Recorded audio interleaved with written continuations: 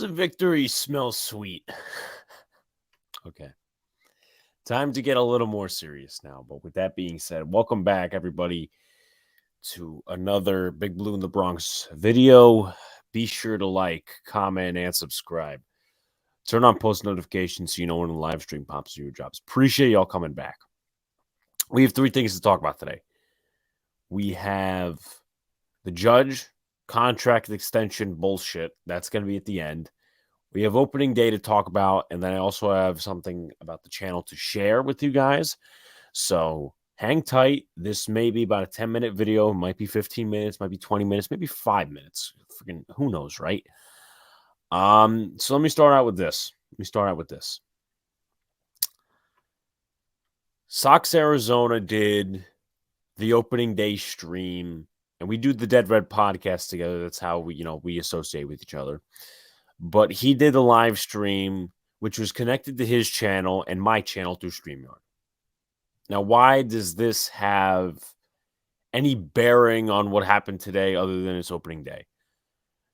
Because, ladies and gentlemen, I'm going to say that he's directly culpable for our channel making history. For a channel that has 390, add 5 subscribers today. Thank you to the people that did subscribe. 25 likes and over 1,000 views on the live stream. And I take about 0.1% of the credit because I was on for like an inning, not even an inning. It was intermission between innings. And I set up the stream. That's it. Sox called the game. I don't know if he left early to go to work, but obviously the man has a life outside content creating, and whether he left early or not, to be honest with you, I don't care. I appreciate Sox. He is the one who lifted this channel by collaboration to one of its highest peaks ever seen.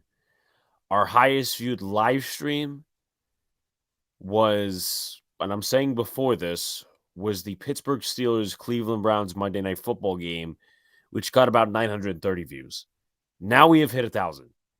And it's not very common that these channels hit 1,000 that have like 300, 390 subscribers. Now, obviously, different channels like mine and Sox, we take advantage of the big events like opening day, maybe it's a wild card game or the All-Star game, right? But the thing is, though, from bigger channels, you face competition.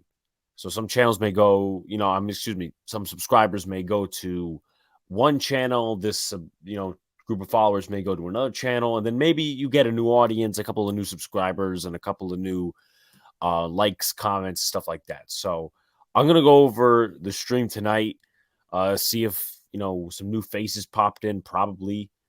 But Sox, man, you did a great job. And if you didn't subscribe to him, you got to do it now. Yankees fan, Red Sox fan, just watching baseball, go subscribe to Sox. Dead Red Podcast every Thursday, probably 8:30 or 9:30 Eastern Standard Time. So there's that. Shout outs to my buddies at the NYY News TV YouTube channel.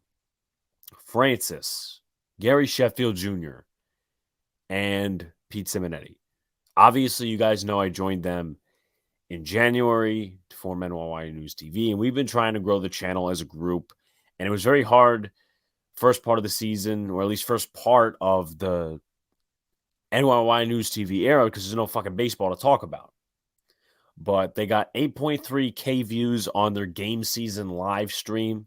Very happy for them. A couple of new subscribers there. So another channel that I like very much and that I'm a part of, just going up the ranks. So that's where it's at for New York Yankee news. That's where it's at. Positive, negative. We don't spin anything. We don't put narratives on anything. We're going to tell you the facts every single time. And we're going to give you our opinions every single time, whether you like it or not. We honestly don't care too much about being liked. So there's that. Sox, great job. NYY News TV, great job. With that being said, we have to talk about the game, right? We have to talk about the game. So I was at the game. Obviously, I saw everything live and stuff like that.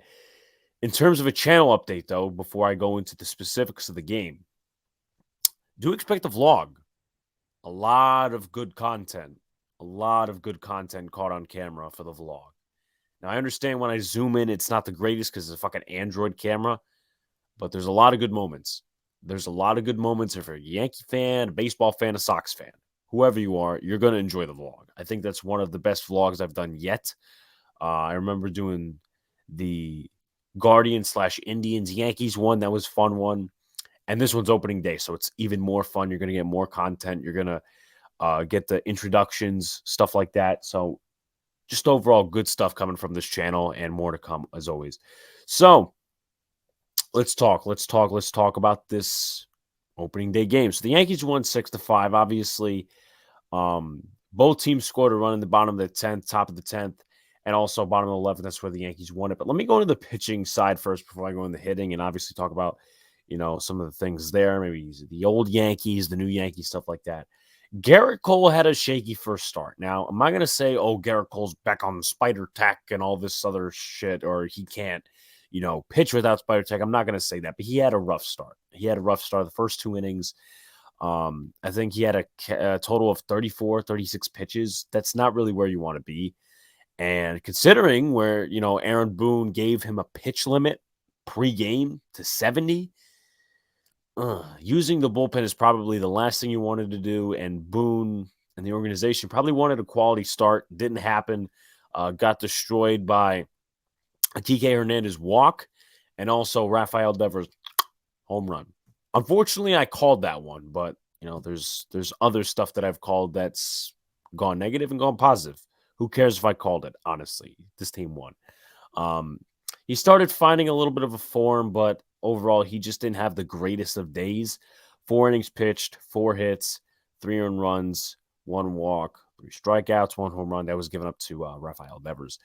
In terms of the bullpen, the way they worked, I like the way they worked. I mean, Castro struggled a little bit, couldn't really throw a strike, which, bothered me a little bit. It's his first Yankee relief appearance that counts, and he had a fucking Mets glove on. So I'm going to give him time, obviously. And it's weird because a lot of the pitchers, at least that I'm looking at here that pitched, beside Jonathan Loaisiga, all of them I was down on, like Chad Green, Wandy Peralta, and Chapman, and Michael King as well. They actually did better than Clay Holmes, Castro, all those guys. But once again, it's not going to be too much to judge. If you're judging a relief pitcher based off of one outing, I mean, what are you doing? But Chad Green did well. Clay Holmes didn't really do well. He gave up 3 hits and an earned run. Miguel Castro was kind of shaky. He only got 1 strikeout. He was all over the place a little bit. Jonathan Loaisiga came in, did Johnny Lasagna things. Wandy Peralta came in, and a lot of people in my section at least questioned why, Peralta was coming in after Loaisiga. He actually did a very good job. I'm not going to lie to you there. Aroldis Chapman, a lot of Yankee fans were going to wonder at that point, is it going to be the Cuban Missile Chapman, or is it going to be the Chapman we all hate? And it was the Chapman that was the Cuban Missile. 2 strikeouts. Very good outing by him. Then Michael King. And I've said this from day one, don't make him a starter. Make him a guy that could go long in the 6th, 7th, 8th inning and extras. That's what they did with Michael King. He got the win. 2 innings pitched, total of 3 strikeouts, 1 hit, 1 run, but that's not necessarily earned because of the second base bullshit rule, but I guess you have to adjust to it, right? And he allowed a walk. So overall, I like the bullpen's work. Obviously, Holmes had, not the greatest of outings, which was a little surprising, honestly. A little surprising, but I'm not going to judge. Same thing with Castro. Garrett Cole, I'll give him, a few days, a few starts, really, to go out there and reinvent himself, to put it that way. In terms of, how the hitting did, I thought the hitting was good at points and not really good at points. Most of the runs came off of home runs, except for the last 2. You had Rizzo You had DJ, which was actually after the Stanton home run, but you had Rizzo, Stanton, DJ. And I'm going to say, like, for first impressions, Donaldson, before he got the hit, he was a little disappointing. I feel like I just felt something. I don't know. Um, but anyway, Donaldson was a little disappointing in my opinion. I mean, he was 2 for 6, which is a 333 batting average, and that's not bad. But I feel like at the top of the lineup, you should be more of a table setter. And personally, I've said this before, I'll say it again. I don't agree with Donaldson hitting at the top of the order, especially number one. I don't feel he's a leadoff hitter, but he hit enough home runs in spring training to, I guess, go to that spot. Judge, man, he had 2 hits, 2 for 5, so about a 400 batting average, and he also scored a run. Anthony Rizzo went 1 for 3. That home run, and that was basically it. But that was a moonshot, man. Everybody in the stadium, once he hit that, everybody knew it was gone. Like Stanton and LeMahieu, they were more of shorter home runs, but Rizzo, once that ball was off the bat, you knew that wasn't coming back. Stan was 1 for 5, obviously the home run. He struck out 4 times, which isn't something that I really like. That's Stan, but what am I to judge off of one game? Marwin Gonzalez pinch ran for him. He scored actually on that Donaldson RBI single up the middle, and the Yankees won that way. DJ LeMahieu 1 for 3. He also walked, so decent. Once again, not every player is going to go 3 for 3. Joey Gallo, I'm not going to lie to you, I was very disappointed in. 4 at-bats, 3 strikeouts, and a walk, which is typically what you're going to get from Joey Gallo. I've said this before, I'll say it again. He's the player he is. He is who he is. So I'm not going to sit there and say, well, Joey Gallo, this, that, and the other thing. Like, I didn't like Joey Gallo striking out, but I'm not going to say that, he's struggling or anything. This is the player he is. And you really get like 3 probabilities out of his at-bats. You get a strikeout, a walk, or a home run. Aaron Hicks, other than the 1 hit he had, not much of anything. Same thing could be said for Kyle Higashioka. Obviously, Gleyber Torres had the sacrifice fly, and I'm not going to lie to you, Isaiah Kiner-Falefa was a little bit disappointing. I think he reached on an error, which is how he scored in one of the situations. With that being said, I thought he was a little disappointing today because he didn't get a hit, and I feel like he should be at least a contact hitter. But they turned 3 double plays, so I'm not mad at that at all. They turned 3 double plays, 2 from Donaldson to LeMahieu to Rizzo, and then LeMahieu to Rizzo because LeMahieu just stepped on the bag to the first. The Yankees left 12 men on base. Once again, not ideal. The team was 1 for 8 with runners in scoring position, which leads to about a batting average of 125. So once again, not great. I'm not going to judge them on one game because that would be so fucking harsh. It's not even funny. But yeah, in terms of opening day, a lot of the bullpen held up. I think the Yankees need to have a little bit more of situational hitting, and we'll see what happens the next 2 days. I mean, unfortunately for me, the luck has been over the last few years. Either I go to a game and they win and then they lose the next 2 games, or I go to a game, they lose, and then win the next 2 games. So it's bad luck either way, at least, me and being a Yankees fan, all that stuff. Real quickly, I want to get to this Judge stuff because obviously there was tweets and all this other stuff this morning, John Heyman, Jeff Passan. So it's pretty goddamn what was I gonna say? It's pretty goddamn obvious they didn't get to the deadline.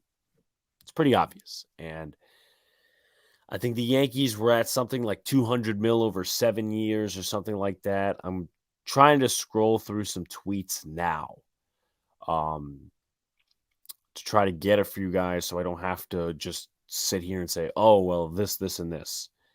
The Yankees were at about $213.5 million on free agent years beyond 2022. So I'm going to guess that was it. I mean, that was just really weird terminology. Let's see. I'm trying to look here, but it's pretty obvious they didn't reach an extension. That part is pretty obvious. Um, I understand people may be saying, "Oh, I don't have an attachment to Judge. I don't have this. He could go walk." Personally, I think that would be very much so a big mistake. I think that would be very much so a big fucking mistake for the Yankees because you take a look at a couple of different things. The Yankees didn't really do much this offseason because one of the things they wanted to do was re-sign Aaron Judge, right? And they've pretty much claimed him to be the captain, claimed him to be the guy, and Aaron Judge gained leverage in that situation. Where in the negotiating room, it's very much possible that he said, okay, you guys held out all offseason, to not sign Correa, not sign Story, whoever. And now you guys are trying to basically lowball me. Meanwhile, you held out for me. So I think this should have been done many, many fucking years ago for the Yankees. Hopefully they get something done. Because if he hits free agency next year, he's not coming back. I'm sorry. I don't mean to be negative, but the Mets are going to be big buyers probably with Steve Cohen. The Giants are probably a destination of his because that's West Coast. The Dodgers, maybe the Padres is another team. The Blue Jays. So there's going to be a lot of teams in on Aaron Judge despite his injury history and all that stuff. And nobody should be painting his injury-prone player. He was one of the top players last season. But I'm very pissed they did not get an extension by the deadline. Hopefully they do something. Hopefully they do something and actually get this shit on the road and lock up Judge so that way they can make some other moves. That's pretty much it for this video. I apologize. My voice sounds horrible, but that's what happens when you're screaming at Yankee Stadium and cursing and stuff like that and having fun because it's about having fun. So real quickly, there's going to be a vlog out probably within the next 2 to 3 days. I want to edit it, do a couple other things as well. Once again, thank you guys for over 1,000 views on the live stream. That's mostly Sox's work. So if you haven't already, go subscribe to him, subscribe to me, like, comment, subscribe to all the good stuff. NYY News TV as well. They reached over 8,000 views. So that's obviously a big milestone for us as a team because I'm a part of that team. And, Sheffield Jr. and Pete Simonetti and Francis, a lot of good stuff is going on with me. A lot of good stuff in the content community. Obviously, once again, over 1,000 views and then NYY News TV shooting up because, listen, I've said this for my channel. I've said this for my podcasts. You get the truth on here. It's no blocked opinions to be liked or anything like that. I tell you guys the truth all the time. However, before I lose my voice totally, peace out, guys. See you later. Stay cool. And you know what, Yankees? Let's fucking take the rest of the series. Let's get these bastards back to Boston or whoever they face after us. Because they got to park the car. Fenway Park to drink a Boston lager. People make fun of the way New Yorkers fucking talk. And trust me, that accent comes out of me sometimes. Maybe not now. But you know what? And I want to point something out real quick. There was a tweet by Jared Carabas a few days, actually I think Wednesday, when they postponed the game. And he said, Yankees postponed their first loss of the season till Friday. And yeah, I quote tweeted that. So you know what? Put your fucking foot in your mouth, stupid. Anyway, peace out, guys. See you later. Stay cool.